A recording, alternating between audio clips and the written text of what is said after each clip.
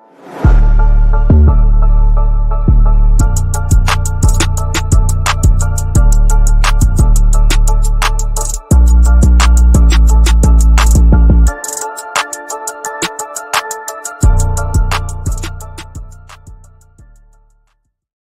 are live. Welcome back, ladies and gentlemen. I am one of your co-hosts, Blake Ruffino. Alongside me is my counterpart.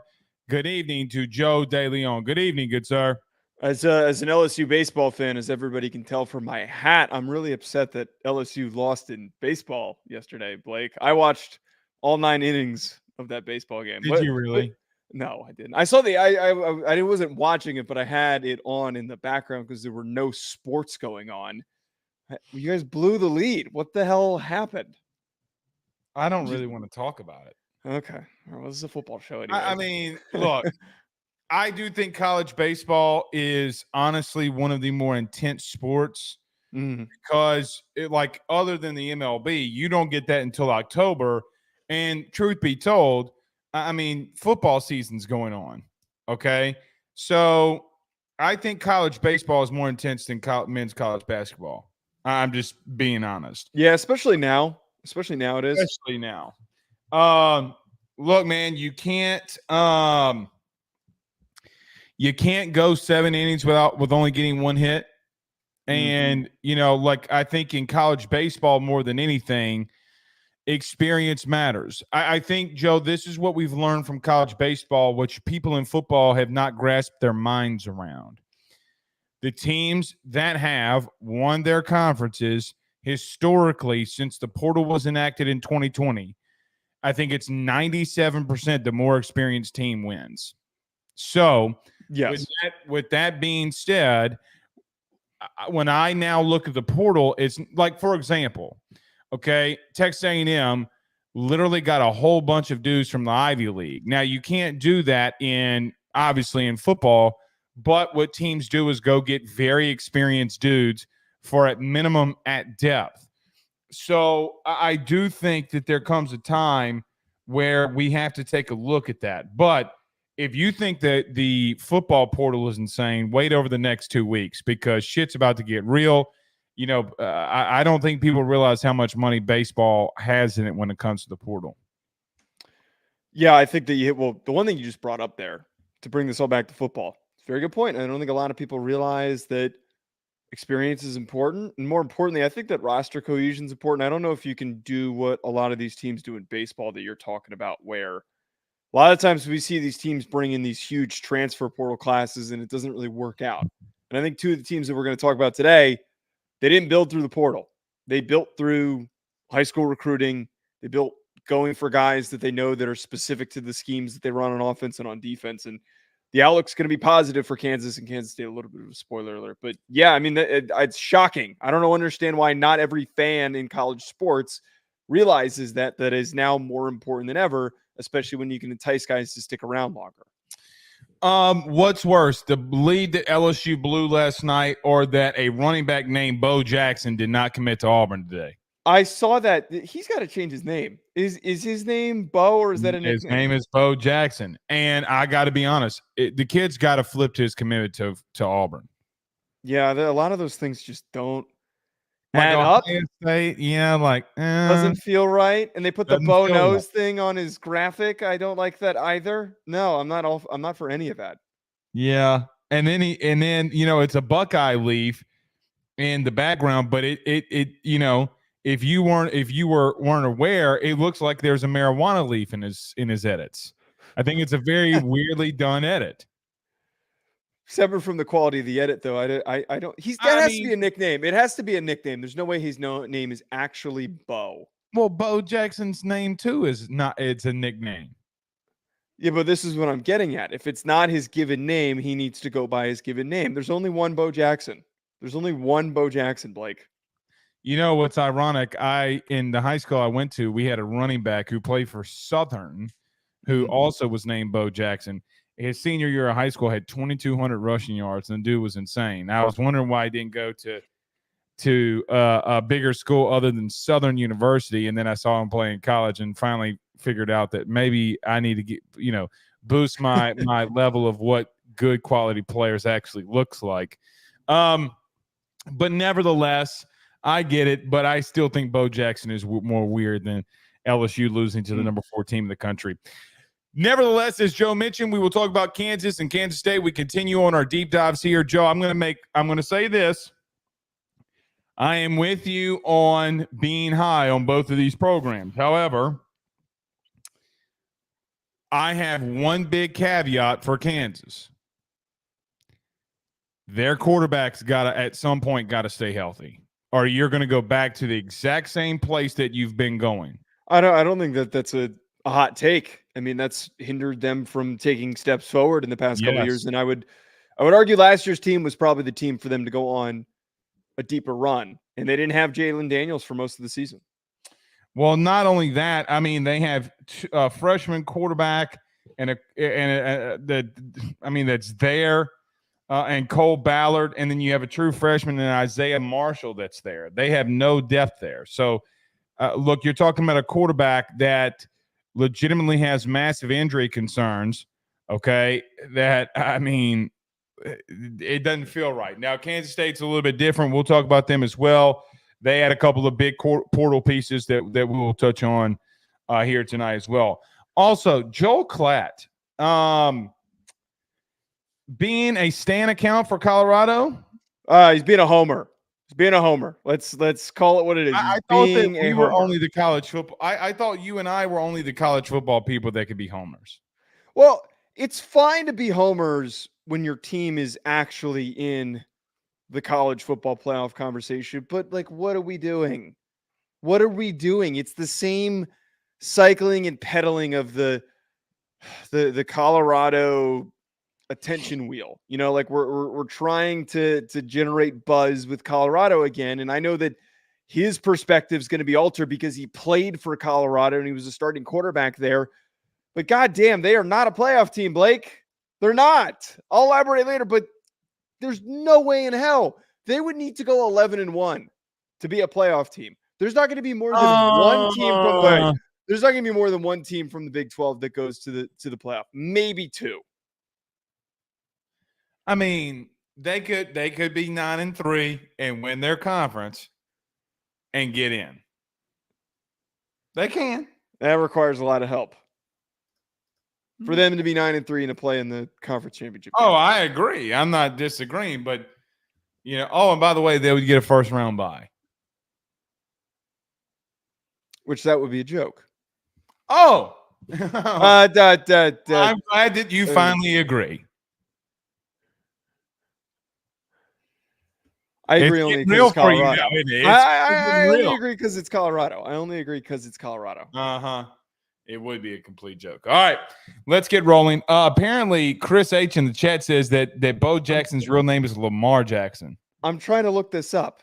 That would be goddamn hilarious if his real name was Lamar. Lamar Bo Jackson. I need to. Where did you find that, Chris? We need to know. I mean, that's a hell of a name. That's probably number 1 on the all name team. Probably 1A. One thing Ohio State is number 1 in for sure is the all name team. When you have a quarterback named Aaron Nolan and a running back named Bo Jackson, you can't get better than that. Like that is all. They have the all name team. Yeah, if you got both these guys and they both stick, absolutely. I'm sure at some point that they'll have a receiver whose last name is Stick and everything, you know, he doesn't drop passes. You know, the next thing you know, they'll have a wide receiver that's called 7-Eleven because he's always open. You get the pun there. Sure. I mean, basically, I guess we could just call what's the freshman wide receiver over there? Jeremiah Smith. Yeah, Jeremiah Smith. Yeah, but that's a given nickname. That's not like a Chris, we need to know where. I keep thinking that Chris is commenting this where he got it from. I'm so curious if that's real or not. I need to know if that's real. Well, they'll be able to tell us during the break. Yeah. Everybody do us a favor by hitting the like and share to all those groups. If you're on Facebook, share to all those social media pages. You're watching us, listening to us on YouTube. Like, subscribe, notification bell, wherever you listen to podcasts. Rate, review, and subscribe. Joe, let's talk about our good friends over at betonline.ag. We come back, break down 2 teams in the state of Kansas. Don't go anywhere, Dorothy. We're back next.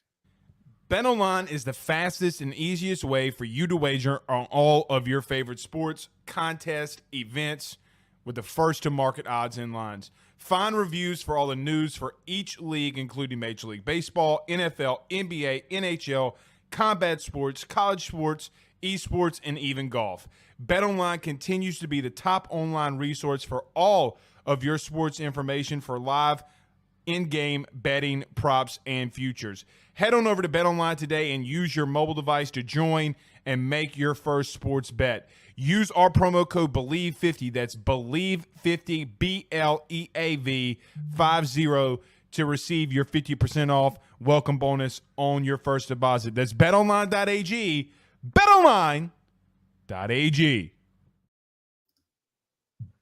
We're back. All right. Let's get this thing rolling. So, Joe, we continue on our path for deep dives of teams that we believe that will be in around or near the top 30 in college football next year. Today, we go out to Dorothy's favorite place in Kansas, where we found the Wizard of Oz. There was a lion, a tin man, and a straw man all there. Maybe you can compare all those, and that might be Jalon Daniels' injury. You know, I had the question today, Joe, when I was breaking the Kansas team down. What would Jalon Daniels' injury be on the college football game? I'm sure we'll find out that pretty soon. But let's start off with Kansas State here, Joe. Look, a team that over the last 2 years in this conference, ironically, has the same amount of Big 12 championships as the University of Texas. Okay.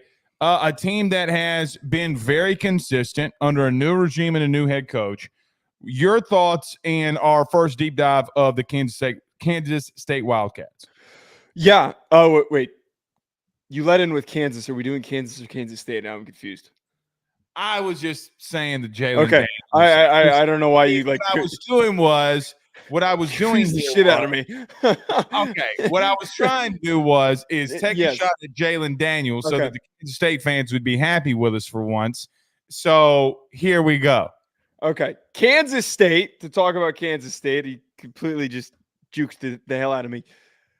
Everybody knows that's been tuning into the show this offseason.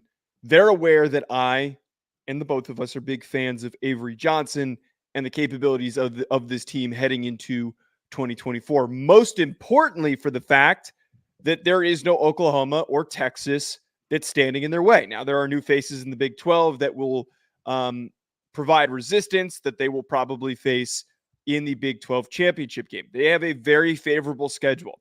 And I think the fact that most of their big losses are Cooper Beebe and Ben Sinnott, they moved on to the NFL. They're very talented players. The rest of their roster, I think, is going to gel nicely around some of these young playmakers. The young playmakers I'm talking about is the uber talented quarterback, Avery Johnson, who I think could be a rushing and passing threat if everything goes well with his development. And Dylan Edwards, who they added and who's going to be playing alongside running back DJ Giddens. That could be a monstrous two-headed backfield, maybe the best in the Big 12, best backfield in the Big 12.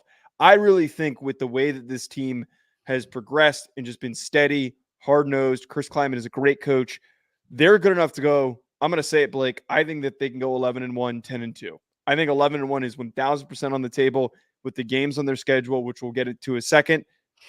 I'm very bullish for the Kansas State Wildcats and what they can do in 2024. Okay. I don't disagree with a lot of what you just said. However, I do think that Will Howard leaving and Avery Johnson coming in to be a full-time starter, there is question marks about him throwing the football. Joe, you can't be how do I want to say this? You can't be one-dimensional. Okay. And I think will it help them in the Big 12 versus most teams? Yes.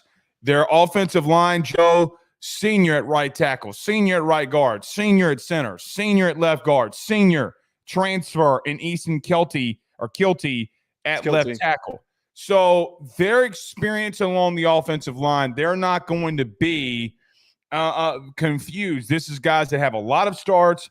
They have a lot of experience, which we talked about earlier about how experience wins teams a lot of games.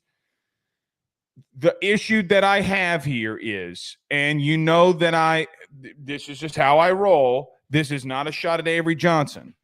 When you play a team like Utah, when you play a team that can be very dynamic on what they do on the defensive side of the ball, Joe, you cannot be one-dimensional. Now, I'm not saying the kid's a bad passer. I'm not saying that he can't throw. I'm not saying that he can't move. I'm not saying that he can't do it. Joe, historically, though, we can talk crap about Will Howard all the live long day. Every time you go to a new young quarterback, it doesn't always bode well in big-time games. There's a lot of things that they've never seen before. The game gets faster. I'm not saying he can't do it. I'm just saying I think we need to wait before what you are saying, being very bullish that they'll go 11-1, because there is a lot of turnover here now. Look, I'm not trying to make this a Will Howard segment. I really am not. Joe, they legitimately, got very one-dimensional last year. And here's another thing. Not only do you have a new quarterback, you have a new OC. And I think that for young quarterbacks in a system that's very new, I don't know if things won't be rocky if they get a good opponent early. Right? Like if there's a very good opponent early, which I don't. Well, this is the important part here is looking at their schedule. They don't have many difficult early matchups. I don't have their schedule pulled up and I didn't write it down. What is their schedule? I don't have their full schedule written down, but the games that I wrote down that are difficult games, there's not many of them. They have Arizona at home is probably the earliest one. At home. They have Oklahoma State at home. They travel to West Virginia, which could be a little bit of a sneaky game. They have Kansas. Which Neil Brown has turned that program around, buddy. Yeah, but I don't think that comparing those two rosters, I don't think that West Virginia's. I'm not saying, but defensively. They have Kansas at home, and then they go to Iowa State. I think that they not only were given most of the favorable, difficult opponents, they weren't given Utah. They don't have to face Colorado. I know that we were kind of clowning them in the open, but they don't have to see them. And if they turn out to be a difficult team, and most of the times that they have to play these teams, they're playing them at home. So that's a huge advantage for him. And for what we're talking about here with a young quarterback in Avery Johnson. And also, by the way, for Oklahoma fans, if they do want to get pissed off at us saying this because they're more than upset over what we said about Jackson Arnold, there's a big difference between Avery Johnson stepping in with a lot of veteran offensive linemen playing in the Big 12 and Jackson Arnold in his situation playing in the SEC. There's a very, very big difference. All right. Well, I got it pulled up here at Tulane. Dudes, Tulane's not. They're not going to lose to Tulane. I didn't say that they were going to lose. Okay. I just said at Tulane. Okay. Yeah, they go to Tulane without Willie Fritz. Okay. Don't act like that they didn't replace that for them. They didn't replace it with a good head coach. Okay. At BYU, they do have Colorado at home. They go to Colorado. I don't know. On October the 12th, they go to. I'm still not worried about Colorado, though, for this. Okay, well, they have back-to-back games at Colorado, at West Virginia, at Houston, and Cincinnati, at Iowa State. That's a very favorable schedule. It is a very favorable schedule. It's one of the easier schedules that you and I have looked at. The part that I would get here is I need to see Avery Johnson do more things in the pocket. And that's a completely understandable concern. Now, running the football, I think that they're going to be dynamic as shit. I think that they're going to do a lot of really good things. They got a really good offensive line. You look, they had Dante Cephas, who was a transfer. They got in a couple of transfers too. Shadley Demps, Jock Shadley Demps is a guy that came in along with Quentin Rice, who was another guy. Look, you're having to replace your big weapon in Sinet, okay, with Garrett Oakley. So, look, I'm just not – I don't know how to feel about them. I'm very Wait and see. I don't like the combo of replacing a coordinator with a new quarterback. I don't. Not for this kid. And I got to tell you, would I be fine with you saying 11-1 if Will Howard was still there? Yes, I would. No, come on. No, we can't do this just because of the. Again, I'm not. I've said this before. I'm not in on Will Howard, and I think that some of their deficiencies were highlighted by the fact of his performance. Their deficiencies also were rooted in. A lot of Kansas State fans weren't necessarily. I mean, they were upset, but I don't think they were completely upset that Colin Klein left. Joe, they sideline to sideline was a big issue for them last year. Look, it doesn't matter what their schedule is. There's going to be a couple of games that he is not going to be able to get things off running the football, and he's going to have to throw the ball down the field. Joe, the Heisman Trophy winner this past year, we'll talk about Jalen Daniels in the same light in just a moment, okay? Like, pick whichever one. But mobile guys are going to always, Joe, this always happens. Somebody schemes something up where he's unable to get things going. You know, like the most infamous one of this, if you remember, what was it, 2012, I believe, when Cam Newton goes into Alabama, he has, I think, -2 rushing yards at the half. They can't get anything moving on the ground, and you're talking about arguably the best. Hold on. You arguably have one of the best running quarterbacks of all time. There are multitudes. I'm just saying that was the pinnacle. I'm not saying that this kid is facing anything like that. That was the pinnacle of a guy that there's going to be a game that gets schemed up against that you're going to have to start throwing the football. Are you 1,000% confident, Joe, that he is there? Because I don't know if I've seen it from him yet. I understand to bring up. Yeah, obviously he hasn't played that much as a starting quarterback. The bowl game that he had, frankly, was the most impressive out of any of the young quarterbacks that I saw. I think that more than Jackson Arnold and Nico, I think he was the most impressive. But I get what you're saying about how he is going to be pressed in difficult situations. But we also have to remember the conference that he's playing in. This is in the SEC. He's not going up against any defensive coordinators that we're looking at on this schedule here that are really going to give him much of a difficult fight. I disagree with that. Who? I think going to West Virginia at night when defensively they like Joe, you're talking about. They don't have any dudes on the defense is fine. Like I'm not like they don't have any. Joe, they're a top 50 defense, buddy, and they returned 9 of 11 starters. West Virginia was a top 50 defense last year. Yeah, bud. That's how they won. Wait, and I'm not mistaken. Either them or Virginia Tech mixed up. Maybe my mind. You have to be mixing them up with total defense or with Virginia Tech. Let me look it up. Maybe I am. But besides West Virginia, who else scares you? Like I don't think that there's any really creative defensive coordinators that have been brought up in Arizona scares me. Going to BYU would scare me. Oklahoma State, when you get into the month of October, dude, their defense was disgusting last year. Their defense was terrible last year. Who? Oklahoma State? Yeah. Wasn't terrible against Oklahoma. That was the one good game that they played. Gave Quinn Ewers some issues in the second half. What was the final score of that game? Yeah, I mean, tomato. I don't know, man.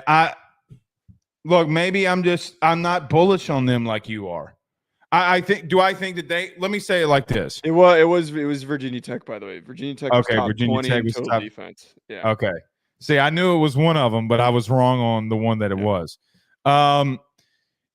Look, can they and probably would they win the conference? Yes, I think there's a high probability that they can. I like the kid. I like the kid a lot. I'm just not sold on. Look, there's a difference in, was he good in the Big 12? Okay, cool. But, I mean,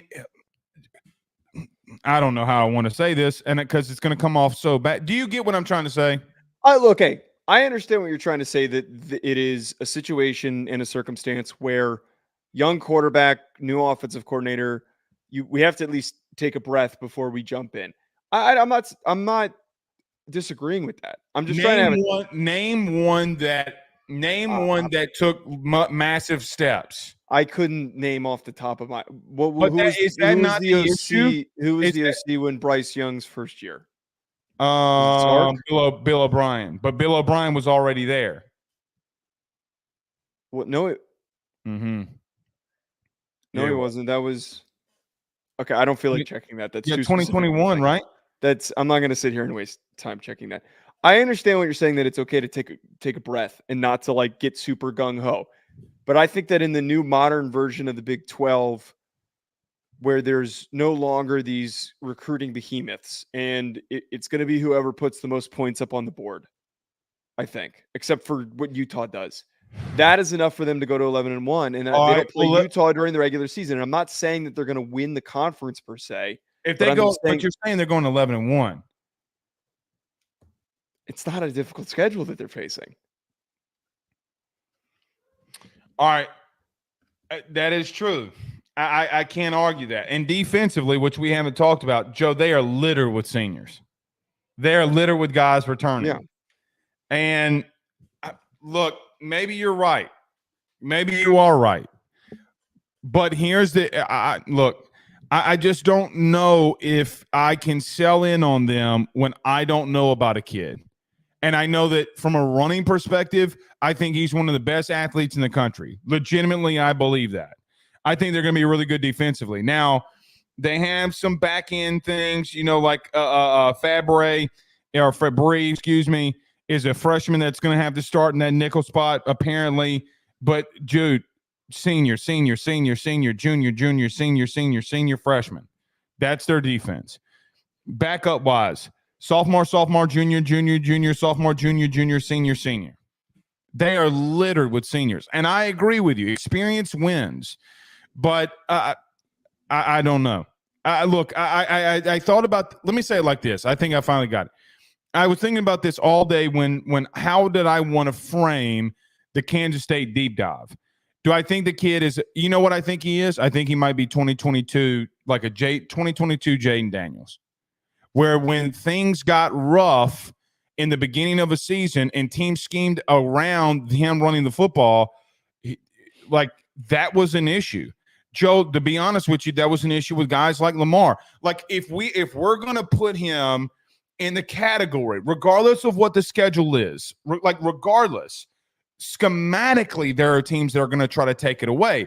And if you're that one-dimensional, Joe, it's more easy to take away the run and stacking the box than it is him, dudes throwing it all over the place. That's because it's more space. You're not in a tighter window. You got to guard more area if you're throwing the ball all over the place, right? Like that historically is how football has played out. However, like, Joe, if I play them week one, you know what I'm doing? I'm loading the box and telling the kid to beat me.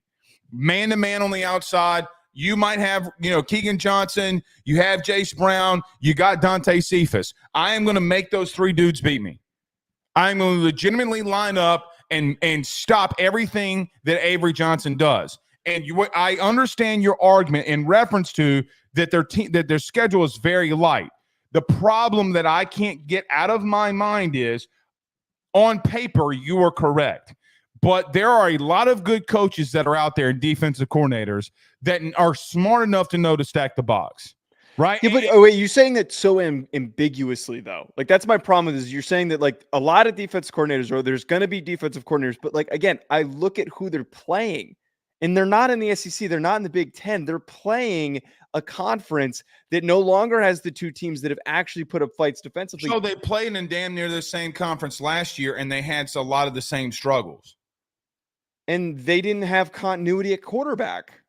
Okay, fair. But when the kid did come in and the kid did play, what was the problem that they had with him? He was a true freshman. Okay. But he was a true freshman. So the last show that we did was about Jackson Darnold, was it not? It was. If we're going to compare, okay, well, the kid was a true freshman and Jackson Arnold, why can't, like, what we were saying the other night was, what am I supposed to base it off of, correct? Our conversation about Jackson Arnold was, what do we base it off of? Joe, I've seen teams exactly in this exact same conference do it to him. Am I wrong in saying that?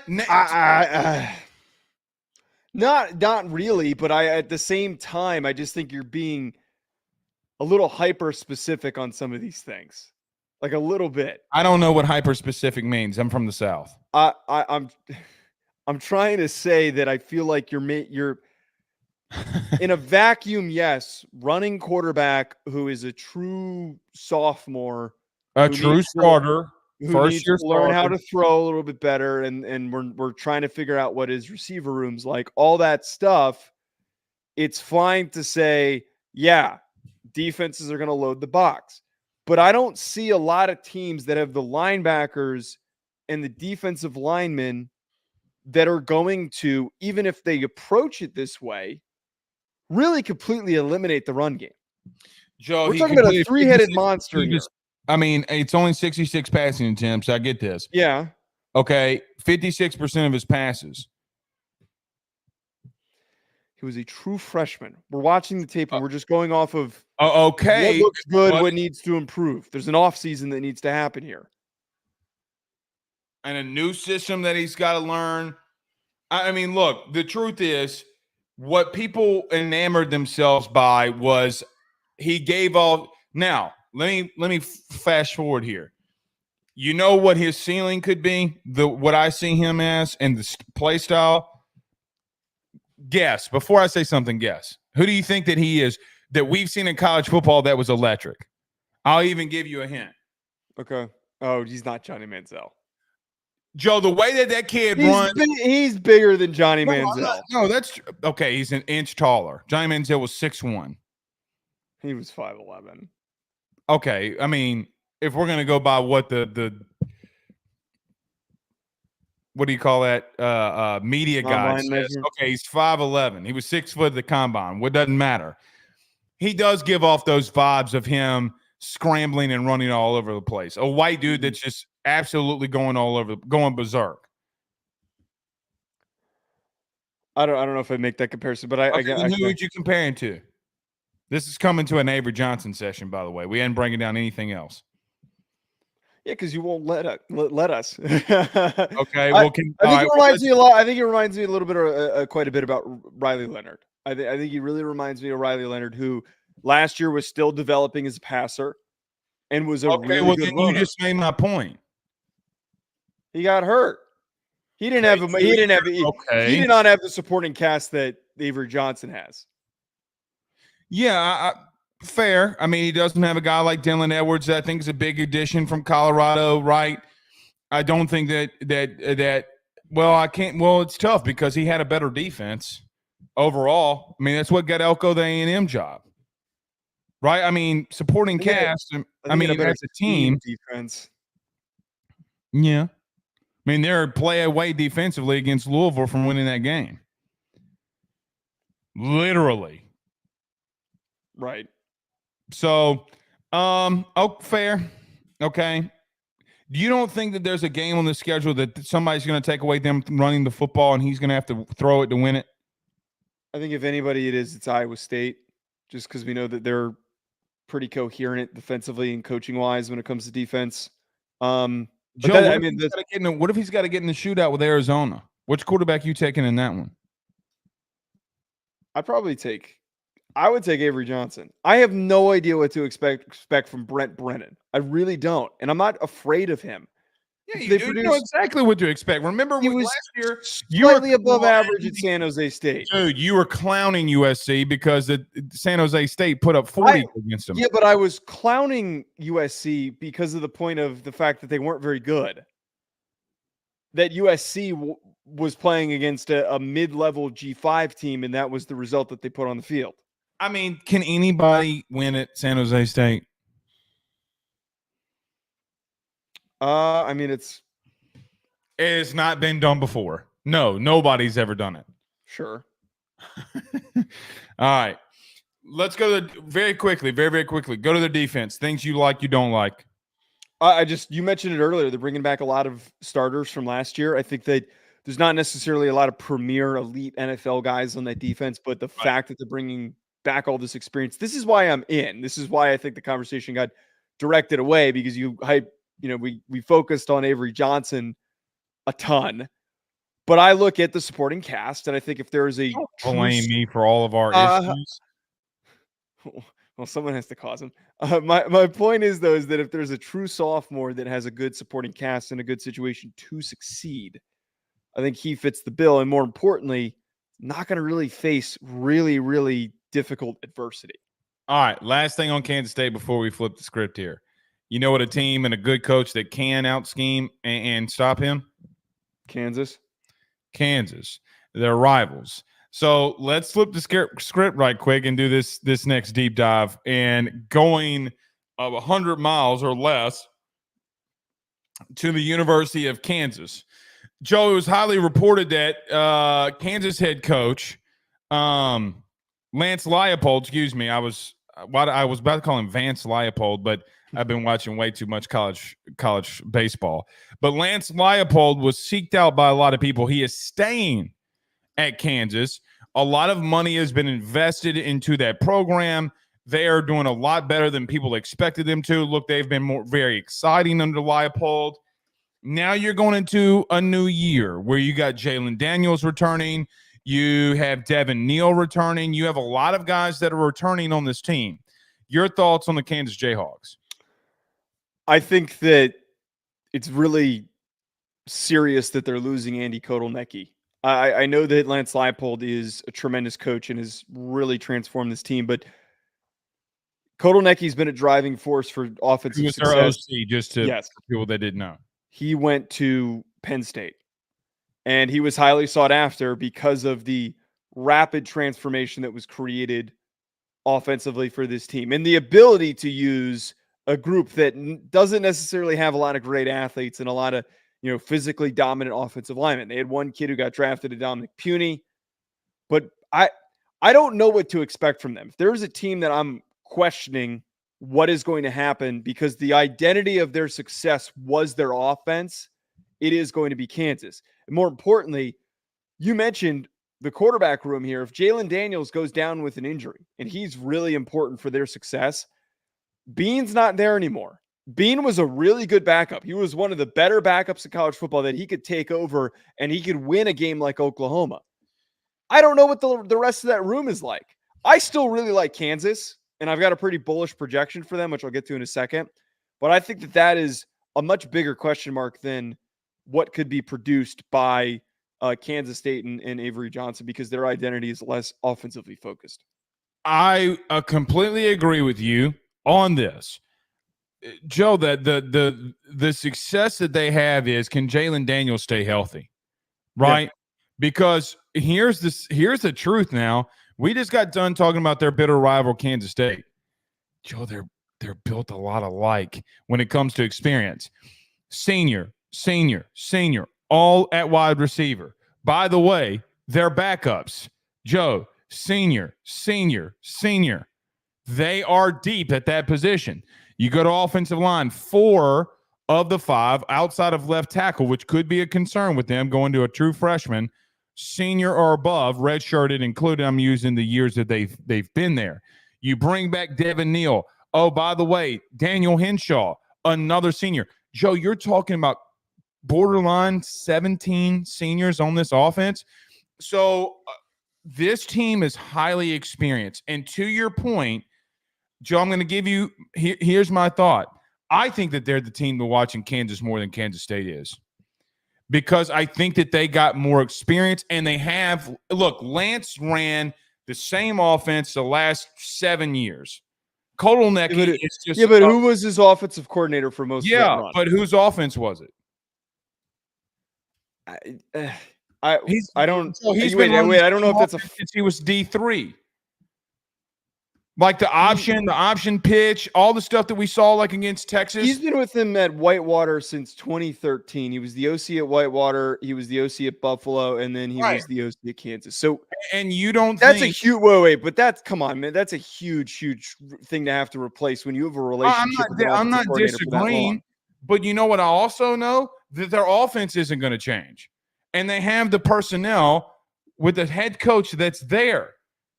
I mean, if Jalon Daniels goes down, their season's going to go down with him, like 100%, like it has been happening. But this is what it all comes down to, and I don't think it's I'm just surprised that you're willing to be bullish on Kansas. I'm all in. But Chip's all in. their offense is predicated on having a decisive athletic quarterback. Okay. They have Jalon Daniels, yes, who's one of the best athletes at quarterback in college football. And there's a reason why early on in the season they were kicking ass, and then Bean took over, and he's just as good of an athlete, and they looked really freaking good. But yeah, they remember last year in the beginning of the season, the team that you were the most bullish on was Illinois because Brett Bielema retweeted you. No, I was high on it because their defensive line. Their defensive line was really freaking good, but as it turns out, Jalon Daniels said Walter's leaving ended up hurting them. Look, all I'm trying to say here, though, is like you just said a second ago, if Daniels goes down, who has been consistently injury prone, that's there. I at least have answers on what I know about Jalon Daniels. I don't necessarily have an answer on Avery Johnson. I just know that the kid can ball and that there's a lot of potential for him. I've seen Jalon Daniels start for the last 2 seasons. I've seen him make some tremendous plays, and then I've seen him get hurt. Who is the backup? Like, legitimately, who is taking over when he goes down? Cole Ballard, a red-shirted freshman. Is he the next coming of Jalon Daniels? We love Cole Ballard on the show. I have no idea. If you put him in a lineup, I have no idea who he would be, but I love Cole Ballard. Ways to disagree with me. You just find ways to disagree with me. I'm just not. So again, but I agree with you on that. I legitimately came out and said I agree with you. Their season goes down if he gets hurt again. Oh, the Cole Ballard kid when it came into the game against shit. I remember this kid. What game did he come in? There was one game he came in and he was it the Kansas State game? Yeah, but he was a true freshman, so like I'm not going to completely knock him because I just said this with Avery Johnson. I think it was the Kansas State game because Bean went down. I vaguely remember this because I bet on Kansas. This kid comes in the game, he throws 2 picks, and he was just a complete mess. I don't know, dude. I think that's there's a lot riding on that if this kid can figure it out because he's going to have to play. He's got to step in at some point. Yeah, that might be the thing, man. I mean, that very well could happen. I mean, there's nothing to tell you that Jalon Daniels will go through an entire season healthy. Nothing. Now, I do think some things have been freakish, right? Like, a herniated disc because the side judge dropped a pylon or a first down stick on him. Remember, like the 2 years ago, like it was a play along the sideline and he fell on the stick and like the herniated disc, and that was the first injury. Then wasn't it the knee or the hip? And later on, I don't have his medical history memorized. Well, I remember it because it was so freakishly weird, right? Like Derek Stingley was the only other person that I had seen that had fallen on a referee or a first down marker and like hurt their back, and I'm like, Jesus Christ, like get out the way, dude. Like, go full ludicrous. Move, bitch. Get out the way. Like, that's what I remember. You're right. I don't remember his history or injury history. And I do concede with you. I'm taking a massive risk for them. But, Joe, look how they're built. Like, they are built. They have depth at a lot of positions. Let's just act for like a second, just for a second. Let's take injuries off. God forbid he does stay healthy, then what?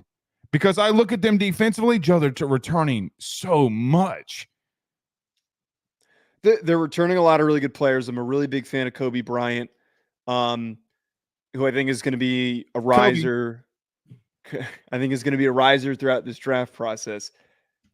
He's a very gifted player. Losing Austin Booker, the cornerback. Losing Austin Booker, I think, will take a hit in their pass rush. He was drafted pretty highly. Very, very explosive kid. There's a little bit of a question there. I agree with you. Look, I 100% agree with you that I think that this Kansas team has gotten progressively better season over season. I think that they are, and the way that I projected this, because they also have a very favorable schedule. The 3 hardest games that I wrote down was traveling to West Virginia, traveling to Kansas State, and playing Iowa State at home. That's 3 winnable games, 2 of which are on the road, which is going to make it hard for them. I think 10-2 is completely reasonable. I don't think that is an overly aggressive projection for them.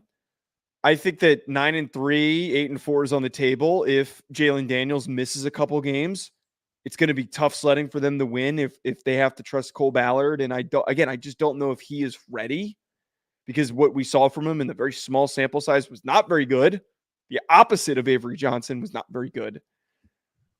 I need to be proven a little bit more when it comes to that side of things. But 10-2, man, 10-2 is a very, very reachable slot for them. I'm not far off on you. I'm right there. I'm 10-2.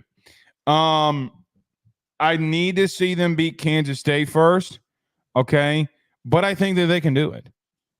I think if Jalon, I don't think they're going to beat them on the road. I don't think that they're going to. I think that they can do it because Lance is bound to have a big win. It's always happened with him. I think they're going to break through.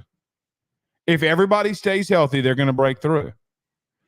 Joe, let me ask you this question. If Jalon Daniels, if I told you today and that you would know in December that Jalon Daniels play the entire year, would you be more bullish on them?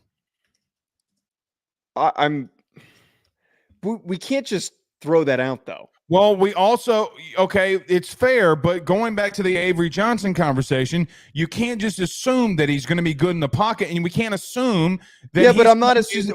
But I'm not games with his legs. I'm not assuming that Avery Johnson's going to be great in the pocket, and I would push back. You're creating these scenarios that I don't think are realistic. You were creating the scenario with Kansas State, talking about how, well, what if a really good defensive coordinator schemes around him? What good defensive coordinator? And you're trying to create the scenario. Well, what if Jay Daniels is healthy the whole season? There's one. He's not a defensive coordinator. Joe, you mean it? Every head coach that has a status like Lance, you think Lance Leipold doesn't? He's not doing the defensive game plan. Joe, he's not. During the week, he's going to put a game plan together on how to stop the kid. Now, he's not going to call plays, but you're gonna tell me that the head coach does not put up game plan. He's obviously in those meetings, but he's not. He's an offensive-minded guy, as we've just spent time talking about. I would be stunned to find out if Lance Leipold is taking time to put together a defensive game plan. No, every head coach literally meets with both of their coordinators on how to stop teams. Yes, but he's not putting together the full defensive game plan, though. I don't understand what you're trying. It's like you're trying to find ways to disagree with me today. I feel like this is the fullest extreme of that. I'm legitimately not. I've seen more from Jalon Daniels than I've seen from Avery Johnson. I've seen Jalon Daniels get hurt just as much. And you know what else I've seen? Played almost the same amount of games as he did last year as Avery Johnson. And I've also seen very talented quarterbacks lose to teams that they have no business losing to because a defensive coordinator who comes out of the fucking blue schemes and has a really good game plan. But I've said that, I'm going to keep saying it. Who is that on their schedule? Utah. I think that they lose to Utah in the Big 12 championship game. I didn't say this a second ago. They're not going to beat Utah. I don't think that they will. Okay. That's a really hard matchup. The first sentence that I said about both of these teams was in reference to, I don't think that they play anybody that's going to prepare them for what they're going to see down the road. That was the first sentence that I said. You can get by with Avery Johnson on a majority of these teams, but here's the truth. You're not high on Arizona. That's fine. Arizona's got a shitload of talent on that team. They do, but they're not deep. A lot of those their depth left. But you can't. If you're going to say that I can't use what ifs, you can't use what ifs. You don't know. That's not a what if. That's finite. I know guys left. That's true, but Joe, offensively, they have more offensive firepower than Kansas State does. And again, God forbid, if Avery Johnson got in a shootout with one of these teams. Joe, you cannot run the football in today's society and get in a shootout with teams that you're going to play. They don't have more offensive firepower. They are equal. There are no premier receivers in this group, and their tight end room is good, but it's not like elite. I don't think it's some elite group that is so much better. And I think both of their running back rooms are equally as good. And I would actually argue that Kansas State's run game is better. Daniels, if you knew that Jalon Daniels would be healthy in December, would you be more bullish on them? Yes or no? I'm not 10 and how much more bullish can I get than 10-2? That they're in a championship game. I'm high. Yeah. If he's fully healthy and doesn't miss a single game, Yes. Okay. You also, by the way, you have to take into account that they're not playing in their home stadium next year. By the way, Who? Kansas, their stadium, they're renovating it. Oh, right. Yeah. Which is another thing. Dude, they dropped $111 million into their facility. I'm not saying that I don't think that they're No, gonna be a this good is football separate program. from our deep Okay. dives. Yeah. Good for them. Yeah. They instead of putting it all to basketball. Yeah, because Bill Self's an asshole. Jeez. Look, I'm going to say this. Give me the Fighting Lance Leipolds. I think they're going to a championship game. If I had to pick between the two, I'm picking Kansas State. And there we have it. Our first big-time disagreement of the year comes in the Big 12. Yes, I am disagreeing with you on purpose. All right. I don't know if that was our first one. What do you? No, we were pretty consistent on our deep dives on what we thought on team. That's a good point. Yeah.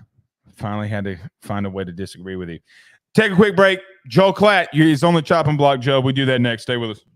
Ruffino and Joe Show is brought to you by Home Field Apparel, which is the best, without a doubt, premium collegiate apparel brand that is out there. They have over 150 different colleges that you can choose from, whether you're an Illinois fan or a Rutgers fan, maybe you're an LSU fan like Blake, or maybe you're an Alabama fan. Whatever it is, even Idaho, they have so many different designs for so many different football programs that I can guarantee you're going to find some great stuff to help root for your favorite team.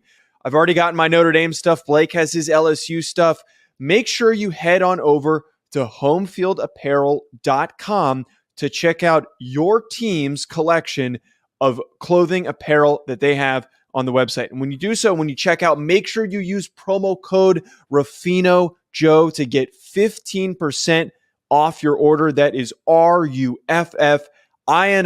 Ruffino Joe. Head on over to homefieldapparel.com and get your college gear today. If you talk to Joel Klatt, that's what a lot of Colorado players are going to be hearing next year, because Joel Klatt, who is a part of Fox and the big noon kickoff, said this past week on Colin Cowherd's The Herd that Colorado could be potentially a playoff team. Could you simp more for your team? Could you simp more for any other team?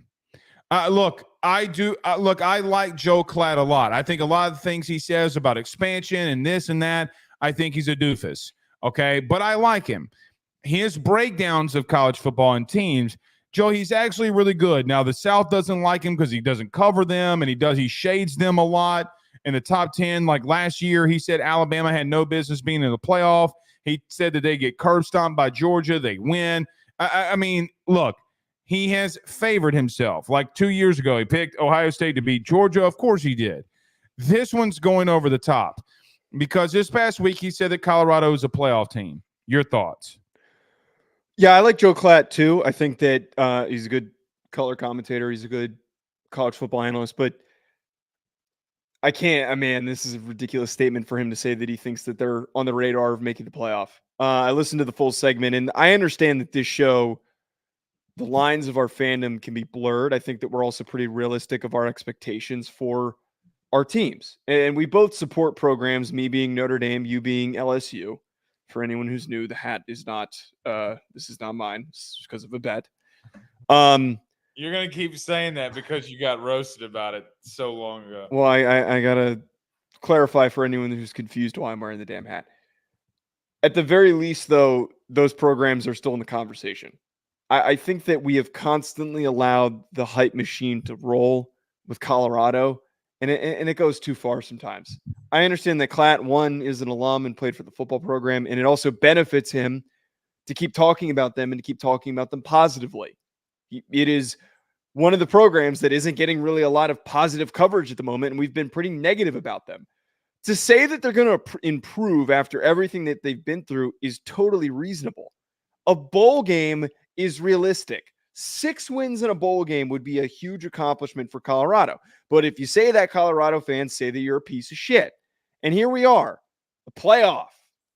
You can't tell me that there aren't 25 teams in college football that are better than Colorado right now. There are so many more fitting teams. I don't need to do 25. I need to do 12. Well, I'm trying to paint the picture here that there's a lot Right. more than just 12 that are going to be competing for them. As I said in the open, So I think that there's 12 SEC teams better than them. I think there's 12 maybe Big Ten teams better than them. yes. Mm-hmm. As I said in the open, though, just to close this thought out, I just don't. He stated that they could go 9-3 and go to the playoff. That implies 9-3 and they win the Big 12. There are too many good teams in an expanded conference this year for them to go 9-3, go to the championship, win the championship game, and go to the playoff. Even if they're 9-3 and go to the championship game, that that would require a lot of extra help. They would need to have a really goddamn good resume, and they just do not have the games in the schedule to do it. The issue I have is they were dead last in the country in defense. And I'm not making that up. Statistically speaking, they were dead last. They were dead last in passing. They were horrible in total defense, rush yards per game. I know that they went a lot into the portal.